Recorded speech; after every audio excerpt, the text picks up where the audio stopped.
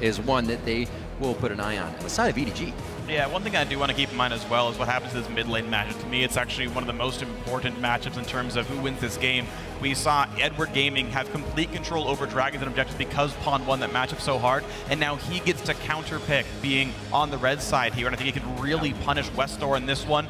You're seeing AHQ banning away team fighters, the Hecarim ban coming in as well, which means that they actually want to push Koro down. They've got to take away Gnar. And there's the Rex side. So if AHQ wants to first pick Gragas, I don't think they need to. That's obviously what EDG wants to try and say here. If you want to put him on Gragas, which is one of the other good early game junglers we have seen Mountain use back in the LMS, where he can have an impact early on, then it would leave the Gnar open for Koro, even Maokai if he wanted as a takeaway from Ziv. So there's definitely a decision to make here from AHQ. I also want to see if LeBlanc will be a thing, because it's been banned so often against EDG. AHQ banned it in the last game as well. So clearly they were afraid of it, changing up the ban now. Alright, it's going to push actually Koro down to... Wow, he actually goes for Maokai even though Gnar was left available. Yeah. It's weird because Ziv's top 2 is this Maokai, but also the Gnar, and then Koro's top 2 is the Hecarim and also the Gnar, and he chooses to try to push Ziv around that a champion he's still comfortable on. I guess Maokai he just feels is more important in this matchup all the same. So you get that Gragas, the early game jungler for Mountain, though. It's a big deal. Seems that a lot of players have been kind of going back to that Maokai. But for sure, ultimates, you don't have to wait for a bar, maybe. Just a lot more when you need it, ready for the fight. Yeah, we really get to see AHQ and the value they put on Mountain in the jungle. With the Gragas first pick, giving over the Maokai to Edward Gaming, obviously. Thresh as well is going to be a big deal. Mako had a good game on it before. He's had multiple good games on this champion. Also has an Annie, if needed. Yeah. Maybe he's playing it later. We're going to have to see. And they may even pick up Nautilus again. I mean, Albus used to be in the jungle anyway, so that's just regular for him to do that last game. Pick up Nautilus, Nautilus still on the team. Why not? It's been back and forth before. Yeah, honestly, I think it's a really good choice for him. Of course, the one happy thing for Edward Gaming is they know they're going to get that clear left Sejuani whenever they want it, so there's really not a lot of steals left. Yep. It's going to be weird for AHQ having a first pick, blind pick a mid laner. He usually goes for Cho'Gath, which has got sort of moderate impact on the game. That's very true. If they do want to play Cho'Gath, they're going to need something to help him as well in these fights. So I would go Sivir here for and in this bottom lane. He played it before, and it simply helps them for some of these team fights around Dragon that they like to do. If they lock in Janna, however, I think we might see a change over to Jinx from them, from AHQ. It's something they run as well, where it's so much just about protecting him. We're going to have to see what the lock-ins will be. This can still be a Sivir, but it's now going to be taken away. I think you should have locked it in instead of Gnar. You didn't have to take Gnar here with Maokai already shown, and Sivir would have been so good to make sure you can play your style of forcing picks on EDG. I don't know. Yeah, I guess you're right, picking up Sivir and making sure you have that style, but if you're talking about AHQ pivoting, and then leaving the high-impact champions, the high-impact players of AHQ, the ones who carry the game, Westor and Ann, they have as much time as possible to choose exactly what type of champion they actually want to put into this game. If there's something in store for AHQ, letting these guys see most of the team comp and saying, yes, this is the AD carry mid laner we want for this game, I can see the merit of AHQ waiting on these 2 picks. Deft does get to steal away the Sivir. I love that champion, of course. I think it's very strong. EDG have great team fight. Yeah, I just feel like when Kalista Urgot has been banned, passing on Sivir is a bad idea, because she's such an important champion for both teams. Honestly, it was also going to be a takeaway from Deft.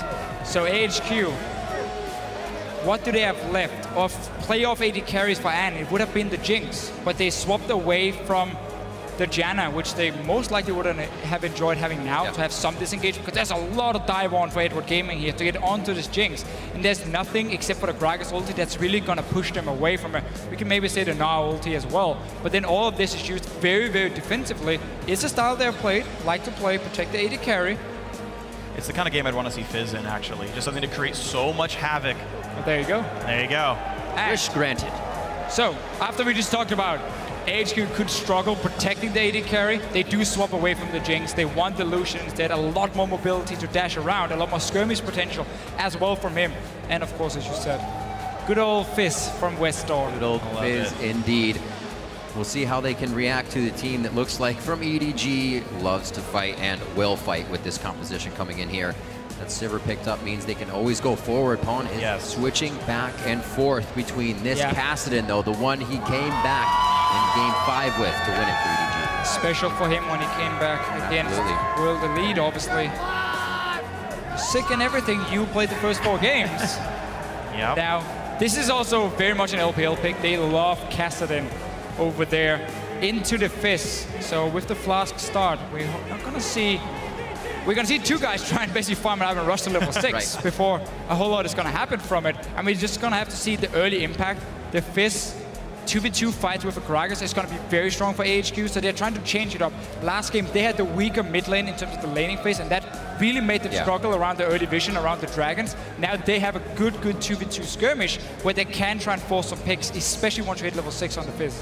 Yeah, I honestly think AHQ's comp looks a lot more like we've seen them win their games here in this tournament. A bunch of early game power. Mountain is back on a Gragas. We've seen Albus roam very well on Gragas, and if they break the flash off of Pawn early game, AHQ is so good at abusing summoner spell cooldowns. But honestly, both teams here getting comps that really fit their style. EDG, whenever I watch them team fight, they're so good at getting to the back line. When you have a Kassadin who's going to build the Themes, they're going to go crazy at that back line. They can get onto the AD carry, onto the mid laner every single time. So, and he's going to have to just run one way because he's going to get destroyed if he stays too far forward. Gonna have to be very careful. That Sivir is what Deft got his Penta on to take them out of the LPL. And remember to keep hitting us up at LOL Esports with your series votes. Tweet hashtag AHQ win or hashtag EDG win. And we'll update the poll once we are in the game.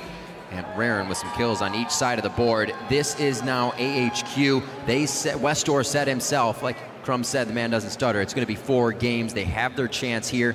They saw the first pitch from EDG. See if they can repair it. AHQ, if they want to make it 4 games, they're going to need 3 in a row. Either way, Edward Gaming come into game 2 with a 1-game lead after a very close and very fun game 1, but full of great objective control by the Chinese team. Now AHQ coming to make their mark once again. The signature Fizz for Westor. I think it's going to be a whole bunch of fun to watch this game. Yeah, so 2 assassins in the mid lane, 2 AD carries, with at least the early game being somewhat the same. Lucian needs to get a BF sword before he really starts taking over the lane against the Sivir. Can trade really aggressively. Once you hit level 6 as well, you just dash forward, you just pop your ulti in her face, and she can't really trade back with you. So that can be tricky for Deft in that matchup, but it's not one where he can just sit back and farm. And then instead, I mean, we keep talking about how Lucian, he's a champion that's good at everything, but not the best at anything. Like, he's good laning phase, he's good mid game, he's good late game. Yeah. He can be played as somewhat of a hyper carry if you're really good at using him. We're gonna have to see what Ann can do, because he's gonna be very important here. Both Kassadin and Fizz, great scaling, but if a Kassadin with a Themes build go crazy in team fight, it's over. We'll have to see just who gets ahead, because we see AHQ love getting Ann an early game lead, and Lucian spikes pretty darn hard off of 1 or 2 items. So Athene's Kassadin might have to be very afraid of a high damage AD carry on the backside of this one. And just like game 1, actually, both teams with defensive or just sort of middle of the river wards. Last time we saw something like this, EDG made much better choices in the sort of blind pick lane swap situation. Once again, with no knowledge where the enemy team is starting. We'll see what happens here. And they're doing it again. They know that AHQ likes to keep the dual lane on the bottom side for that dragon control, and they don't have as much experience lane swapping. So they're swapping once again to the top side, trying also to stop this early aggression coming in from Mountain, where he can just gank over and over. Mako doing exactly the same. Last time he invaded on the red buff, now he's going straight to the blue buff. He spots that that AHQ was starting on the bottom side, and once again, Clearlove and Koro can now walk into this blue buff and join him. So let's see if AHQ adapts. They have to go to the enemy blue buff now, where the ward has just been placed to avoid walking into 3 guys like before. Sniped out by the turret right quick. Probably didn't take all that extra damage to himself, but they still have control of the top side of the map. Great plays here as well from Mountain, as he does not want to tussle with that at all. Gives himself the easy route. And as we're pointing out, though, AHQ is actually getting experience here on Ziv. He's got Flash, he's Gnar in general. This should be fairly safe. That's a good point. For Ziv to just get experience. This 4-man jungle or 3-man jungle from Edward Gaming, they're looking for a dive with this, as they can maybe push in afterwards. It's the same setup again. You have your dual lane, you have your jungler and top laner on the side with the dual lane, so they are around once you push in the wave, and you obviously want to go now and deny Ziv everything. There's no help for him, because Gragas is on the bottom side of the map. Yeah. Notice the ward here at the Dragon from EDG. That's very smart to spot who's moving there. They saw Mountain move up to the blue buff, so they know he's on the bottom side, and there's no chance of him helping, and that's why Naruto has to back away as soon as he feels there's someone coming. Otherwise, he would just end up dying. And these are very interesting choices by both teams. Ziv managed to absorb 1 level of XP from all this, and looks like he feels safe with the dive isn't happening once this wave gets cleared out, so he's absorbing a little bit more. But neither team pushing that hard to kill off the turrets. EDG going back. It's interesting because every time Ziv shows, EDG wants to kill him, and Ziv just tooling them around the map as they're just going to go for a dragon. They're able to get a dragon. EDG doesn't really care about these very much. So both teams getting what they want in the early game. EDG just wanted to deny farm from Ziv while we had the Maokai duo jungling with Clearlove on Sejuani, and now he can return down. He just needs to put a sapling or a ward in the tri-bush behind his tier 1 tower on the bottom lane, and then Koro should be able to spot if AHQ is moving in. EDG knows that AHQ is fairly low now because they've just been taking this dragon here. They will take some damage for it. They had vision on them before, so there's a low chance of your Maokai being tower dove right now, and that's why Koro can also return down. There's a sapling in the tri-bush. He will spot Mountain, and then he can walk away. Yeah, good luck diving a level 3 Maokai with this low of health. 2 saplings. Really smart by Koro. He's going to be completely safe in this one. And Safety even, in numbers. Oh, absolutely. Good job by them. The buddy system saplings, they will still die, maybe even faster than normal. Valiantly. But at least they're going to, feel more friendly going into this one. Now, AHQ, while they got the dragon, Edward Gaming got a ton of damage on that top lane turret, and it's actually going to be going down in the next few seconds as the next wave crashes and Ziv being here or not. So Edward Gaming get enough on this one to get this first turret kill of the game. And it's going to be a lot of money on the def, giving him a pretty quick BF sword. Quick ignite there. Mountain didn't really make a move, so the overall kill pressure here is down on Pawn if he decides to flash away from this situation. Oh! No, they're able to just zero him out as Mountain gives him a nice body slap. Only way to survive was if you flashed a body slam. That didn't happen because Mountain was like, body slam flash into your face. Yeah, exactly. Securing the kill. Very important, goes over to Westor on this Fizz here. When you have 2 assassins, an early gank can often snowball it completely in favor of 1 member. In this case, the early kill, Westor also gets to go back and makes up for these 10 CS he's behind. Now Koro might be in trouble. The saplings, they've died. He's now stuck on the tower. Nobody's left for him. Ignite comes in, great dodges some of the CC, but it's going to be nearly enough. Albus holds aggro for now, walks away, does die for his sins, and actually Def, with the saving flash heal, keeps Koro alive. Dive does not succeed. And you've got a Sivir defending a turret valiantly. Look at the dodge from Koro here with his W, getting out of the hook from a Nautilus, dancing around them. And because he got so many levels from staying in that lane, got up to level 4 at least, it was very, very hard to dive him. And he misses practically nothing as he heads to the top lane here. Great plays. Very nicely done to skill himself out of that situation. So once again, lane swap wise, EDG wins out. They get top tower, they get more farm on their top laner as well while keeping even on AD carries. The first body mid lane though, that's a different thing, had nothing to do with the swap itself. And we're gonna have to see if Westor can use it. As we said, he is falling slightly behind in CS. We'll get quite a bit under the tower here, and obviously the Kassadin build we see now, it takes a bit of time before it starts really becoming effective. You go Rod of Ages, you build in a Codex, and you just sit there so you get the 10% cooldown reduction. You want to reach 30% by the time you hit level 11 and get ranked to ulti, so it's basically gets caught by 1 second in terms of the cooldown on it. And then you build your Outlaws until you finish your Athenes as a 3rd item, and that's where you really start becoming powerful. You get so much mana back when you get a kill on assist. It's a build, if the people have been watching the ULCS, that I really love and talk way too much about. I will not mention anything more until it is complete. A missed hook there. You can see the Ardent Blaze being applied to keep that movement speed in for And. Unfortunately, we'll have to wait again. Push control here, trying to be headed up by Mako, but they're not able to give too much until the junglers are going to get down here. Pretty much a skill matchup for these guys. Deft also quite low on mana here. So just trying to clear out this wave, but stay safe. You can see how they're getting scared a little bit. But this is a bottom lane that AHQ can control pretty well. Yeah. Thresh is one of these supports who use a lot of animations when he has to cast, so he's fairly easy to land a hook on from a Nautilus. If you see him charge up his own hook, he's obviously not going to move. And you connect it with him, your jungler joins in, and you get a fairly easy kill. So they can keep pushing it up. Thresh has to stay fairly far back. Let's see what happens in mid. Is this a rinse and repeat mid lane? Pawn 6 now. That flash now, cooldown doesn't matter. There is, though, I want to point out, if AHQ knows about it, no flash or heal on depth. That is the lane I want to see AHQ abuse. They're likely to do so. You can see they're already fighting around this lane. They catch up onto Mako. Force giving the flash away. The blue buff's going to be theirs as well. And the turret probably not far away. Clearlove goes in anyway, though. Pops the CC. A ton of damage coming through. Mountain goes down to Mako overall. Albus on the way out. Double buff. The Thresh doing a lot of damage. And Deft going to pick up a cleanup kill as well. A third casualty in. As Clearlove picks up Westor. What a turnaround by EDG. Yeah, it was AHQ who walked into the jungle of EDG to set up for this blue buff and completely backfires. EDG just collapsing on it. Let's see it again, exactly what happened. So AHQ trying to get a pick on Mako. This is a support, by the way, ulti used by Westor. That's so important because so much of his damage comes from his ulti now with 20% damage increase as well. And they just get caught together.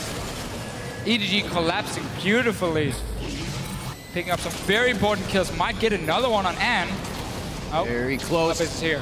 Dredgeline just missing during that entire fight. Koro didn't have to move, soaking up so much experience in the top lane, 50 to 22 in CS terms on that. And Deft now pushing this lane, just easy, cool, calm, cool, and collected with Mako on his back. Well, Deft's got some items to buy very soon. He's got to be sitting on plenty of gold, about 1,500 right now, actually. So a BF Sword recall going to be able to come through, and it's going to even be in time for this Dragon respawn. So Edward Gaming has got kind of all the tools they need right here. And we've now seen the same lane swap for EDG twice. Right. For the next game, AHQ, if it comes in again, they have to adapt and say, okay, we cannot move our top lane to sit alone in the swap because we know 4 members are going to go in and just deny him all the farm. So either you just take him down on the bottom side and you just mirror what EDG is doing and you take a fast tower and just trade 2 towers with some jungle farm on your top laner and then you go back to standard lanes. Or you send up your support and jungler to help him so he doesn't get killed and they have to be there early so they don't simply deny them from getting to the tower. AHQ has to be able to adapt once we hit game 3, because they're now twice been set really far behind in terms of top laners in these swaps. Something we also watched or noticed in their games is when they do start taking towers, they'll prioritize pushing the lanes, but then it won't be the ideal way of pushing those lanes. They won't get anything out of the result, or they'll just go for the camps instead of the turrets. Yeah, AHQ's way of winning games tends to be very slow and very Dragon focused, but that's not maybe going to happen as EDG's here first. So now they've taken bot tower for AHQ. Mid lane should be the focus where they sit that Kassadin with so little wave clear for them. You can also go top lane against the Malcolm and try and put real pressure on that and get at least the 2 side turrets up. Right. But you gotta abuse the fact that Kassadin has so low wave clear in these early stages here. You have a Lucian to push in. They're gonna go top first. Expect mid lane right after once the tower is dead. Bit of a read here from EDG with that bottom turret falling. They know the pressure's probably going to be top side. Yeah. So one and the other. See how both teams play off of this. And then we're just going to have to see EDG react to it. Take the bottom lane tower and trade 2 outer turrets. And then you put Deft in the mid lane because you know the Lucian is swapping in there. So you keep your wave play AD carry with him. And then Kassadin has to just start finding farm in the side lanes. He has mobility to get away from ganks. So EDG should be able to read this. I like the fact they're trading the towers at first. But they can push even more. There is no one from AHQ reacting, and Deft is happy to keep pushing. Whereas Ann's like, oh, I'll freeze the wave, no big deal. Even though this wave's going to push in regardless, so a mistake here for AHQ. But bot lane tier 2 is dying right now. This is kind of that pushing the lanes ideally, gentlemen, we were just talking about. And EDG is able to act on that way better. 2 in a row here. And already the pressure has backed. AHQ is in response mode now. Actually, Ann stays in the top lane. They may get Core out of this one. Just a few more shots to take him down. And it looks like EDG will start to back from their bottom lane fight here as they finally pick up that kill onto Koro. So they get 1 kill top lane, but 2 towers died in the bottom lane. That's very important. Makes it super easy for Deft to just go into this mid lane and start defending against the Lucian, the push that you know is gonna come from AHQ once he's getting a bit of farm maybe in the top lane and another kill, potentially. You don't want to feed this Kassadin. His build does take time, but once he hits the 3 items, he becomes an absolute monster. Time's ticking faster for EDG. It's getting even better as Pawn's already got a kill and 2 assists. He's scaling up nicely despite being first blooded. And look at Deft here now, realizing you cannot take the farm top, you have to go mid lane. We see Lucian show up, so both teams know how to push the advantage now. Then Deft realizes there's a red buff as well because they just cleared the wave mid. So he will get something, but he will get in the mid lane, don't worry. That's a lot of self-control to leave that wave there as a set. It is worth pointing out as we get into this point in the game, though. Dragon just died a couple minutes ago. Most of the outer turrets are already gone. but it's only 13 minutes into the game. The actual ability to tower dive is actually quite low at this stage. Normally you see top laners who freeze get punished because you dive the mid laner, stuff gets really crazy, you see Westor in kind of a weird spot, but in this case, both top laners actually are freezing, trying just to scale on up. A great dodge by Westor, but now actually a fight may just start. Clearly going to get hit up. The shark comes through, or is it Irv?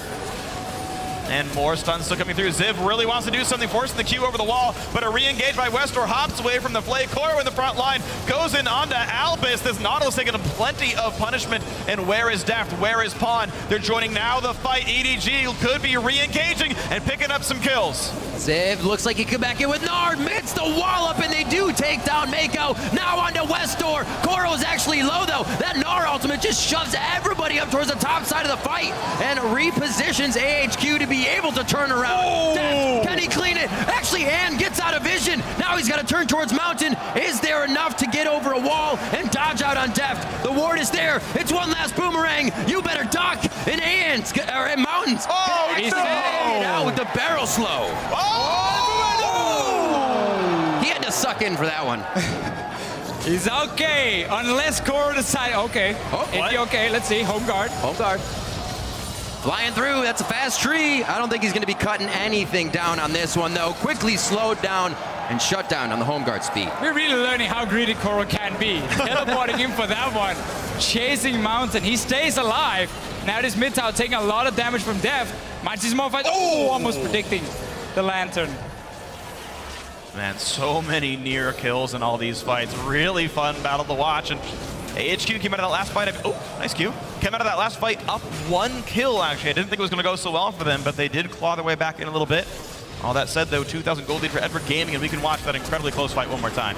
So let's see, Tailov is now out of the fight. If you look at the minimap, Castellan and Sivir are coming in, but they're coming fairly late. So AHQ is staying 5 players together at the moment, just trying to find targets. EDG decides to re-engage just when Meganar pops for Ziv. Westor goes back in, get a good stun and a good ulti later on, so it's looking okay for AHQ. But now the damage dealers start joining. Deft is coming down the bottom of your screen here as well, and will try and at least get some kills. And in the very end, Mountain, so quite an escape. Make sure HQ gets out alive, but he gets out alive. Woo! And he's drinking while doing it. Yeah. He's trying to be responsible, though. He got out alive. It's like drunken box. You just got to swerve a whole lot, and they never know where you're going. That's right. 16 minutes into this one. Mountain seems to be one of the first out of the gate after that big fight and the replay. He's able to grab a little bit of control here. There's going to be a minute onto Dragon. So far, 1-1 to each team, but they have their eyes set on number 3. And a better showing in the early game for Mountain this game here on the Gragas. Still not able to really gank a whole lot, simply because of the lane swap coming in from EDG. Had that very good dive in the mid lane, though, for the first blood. Has definitely been pulling his weight on this Gragas. I like that. Yeah. It's very impressive. We'll see what Westor can now do. He is in a bit of split push mode for the team. That means they're going to have to be kind of relaxing a little bit on these engages. Hopefully Koro doesn't get in their face too hard as he's been trying to. He's to the top side to clear. Both teams are kind of just waiting it out here until we get the spawn of the Dragon. Looks like Westor has already backed and will be in place. And last call for recalls. Right. We can see the setup we talked about, where you keep Deft in the mid lane to have the wave play. You put the Cassidy in the side lane instead. He can sit there and farm all he needs. And now you got to worry about this Dragon control in terms of the vision in there. There are a few green walls being placed by AHQ and only 1 ping, so none of the teams really committing too hard to it yet, but you can see everyone is moving to the area. Who gets out the control first? And we're gonna have another bloody team fight. I don't think EDG can sweep all the wards with it. AHQ has. Meanwhile, I think, unless these sight stones come back down, Edward Gaming doesn't have a whole lot of vision over this area. As the recalls come in, though, they do have plenty of charges. And we're going to see just how Edward Gaming plays this fight. I think they are the team with the control. Maokai pushing down the mid lane, Cassidy pushing down the bot lane. They're still all grouped up on this side of the river, protecting the pink ward that's so important for them. AHQ do not have any deep vision in this one. Not on the river, at least. That's the on the hunt. Looks like they're not going to be able to get in too much range. Over the wall doesn't give us too many options to the rest of the team. Pawn can still make it over. They're getting under their own turret now. EDG gets bounced back. A great explosive cast from Mountain. Oh! And the follow-up is there from Han. Piercing light through the entire team. Mountain chugs. The passive can't keep him alive. And it is a 1-for-1 in a quick fight. The Dragon is still alive. Westar is not done yet. He's going back in. And Shark comes in, but he's exhausted all the same. Not a lot of damage coming through. Forced to jump back up, but Sif goes in. Goes for the Mega Nar. Koro tries to limp away from this one. Look at but that. Han is getting time to hit. Oh. He's going to pick up 2. And Pawn still can't find anyone to deal any real damage to. Finally chunks out Han. You've now got to be careful of this blue buff Kassadin. House has come at him, but he's staying alive. And nobody want to back away here between these two teams. They just keep diving onto each other. AHQ lost 2 members. Yet 3 guys are like, no, we're not done here. We can pick up a few kills. And was left untouched. 3 kills now. There's Lucian. Nobody started the Dragon. It's about defending a pink ward. And if you dare touch it, we will fight. That's one of the parts I love. If there's no other reasons on the map to fight, putting a ward down is going to make the reason for you. Let's see this again. We said if it wasn't Westar to carry fights, it would be Ann, and throughout this, you got a triple. So EDG has a lot of ways to engage, and they see Westar on the bottom side. That's why they go for it here. Get some good kills early on. Deft, though, getting knocked back into the tower, will end up dying. This is very important that he goes down, because there's a lot of the damage for EDG gone now. So despite them getting 2 kills, AHQ with also Mega Nar coming up, feel like they can still go for the fight. And will get a few kills from it. Let's see what happens. So Westar doesn't get to do a whole lot, but Ann, nobody's jumping him. All the CC has now been used. Mako is almost out of mana as well. And with the Mega Nar, and Ann just staying in the back, he gets 2 kills for himself. And guys, there's more fights. And it's going to be a fight that Edward Gaming might not like. Pawn has to jump over the wall for this one. AHQ happy to re-engage. Nice hook over the wall. Mountain getting caught out, but Def getting hit up by Westar goes down to the passive. And now more kills come through with Playful Trickster. Mako point blank calling. A 3rd kill comes in. 1 traded back by Koro, but now he's all alone. Pawn's left him. He's left Koro to die by himself. The tree falls alone to the forest, but AHQ is there to listen to it happen. And it's so crazy watching these fights here. Both teams just keep jumping in and going for them. And when you run comms, that kind of does the same. Winning mid-game fights are so good for you because you snowball even harder because you know how EDG wants to win the game. It's the exact same thing for you, but if you're just that much stronger from better items, more gold, how is EDG gonna win? And I hope we get a quick replay on that one too, because Pawn took the Lantern, the guy that could rift over the wall, and left Deft on the other side by himself. He miffed the wrist lock. He like face checked a wall and was like, oh God, let me get out of this one. And then Deft was sad, but. Oh, he's like, that was my Lantern. And also, nobody's far enough ahead yet for us to say it's really snowballing. I think the gold is equal towards right now, anyone. So. It's dead even. Let's see what happens. See how close this was, actually. Westar jumps in, gets quite some damage, and then we smack into the wall. If we're the Kassadin, we leave our AD carry out there. He's on his own now. Def goes down, meaning once again, AHQ can win the fight because they take down one of the damage dealers. When we have all these tank comps here, getting to that back line is so important in the current meta, and because the face plant that gets into the wall, Dev's left and Koro. Oh, it is never ending right now. What a brutal game. AHQ seems to be already engaging on EDG, or EDG the other way around, double turret dive, and they are regretting it now. They've already lost Koro, they've already lost Pawn, and now they have to run out as AHQ stands 5 tall. And let's see what they can get off of this one. AHQ traditionally just keeps capitalizing on dragons more than anything else. I want to see how relentless they can actually be in terms of pursuing objectives after these team fights. 26 kills this game in 22 minutes, and AHQ still stand at only 2 turrets taken down. They'll steal away a blue buff. That seems pretty safe. But as far as deep wards, not many down, and not many turrets pressured either. When do you even have time to deep ward in this match here? Every time we have a replay, we come out, there's another team fight going on. So none of the teams That's because somebody warded. Sure, but, but they weren't deep. You're right. They weren't deep. None of the teams really been able to set up anything other than just an engage on each other.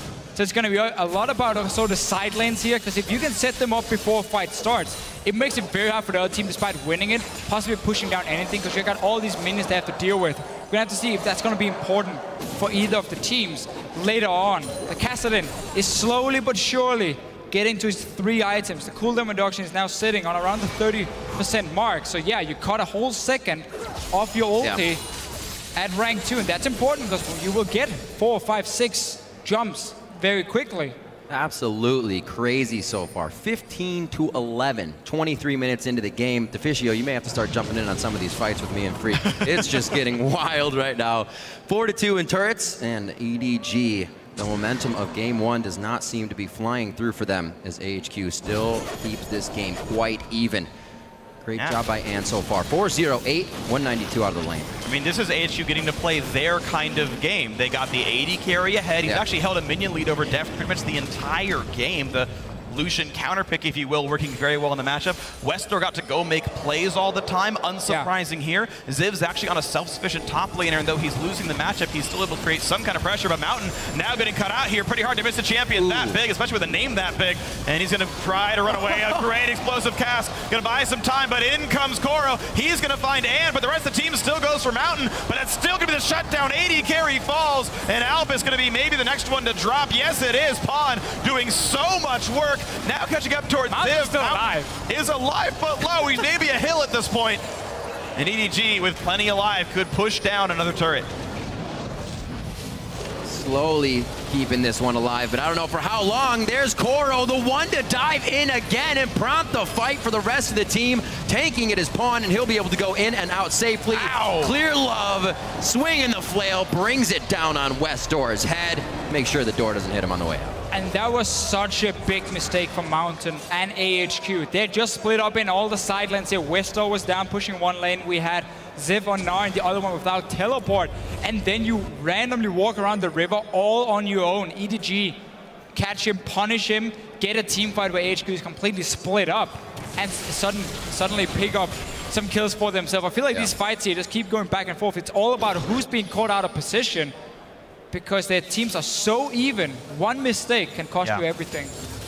Back and forth is the best word you could have used. 15-15 right now, but pretty much enough back and forth. 30 kills in just 25 minutes, exactly what we expected from these two teams. They are absolutely hungry for objectives, and the only way to get it is if the other team is off the map. Well, speaking of being off the map, there's two big timers I want to point out. Dragon's up in a minute, and Ziv has TP, while Koro does not for another 3.5. That's the thing I think AHQ can absolutely abuse. Ziv has had a hard time with the 1v1, but if you're on the other side of the map, it's good regardless. And fighting for Dragon number 4 in this game, there's an inherent advantage for AHQ because of this global teleport pressure that they've got. See if they can get to use it. Meganar's been pop frame. He's in the top lane trying to push it in.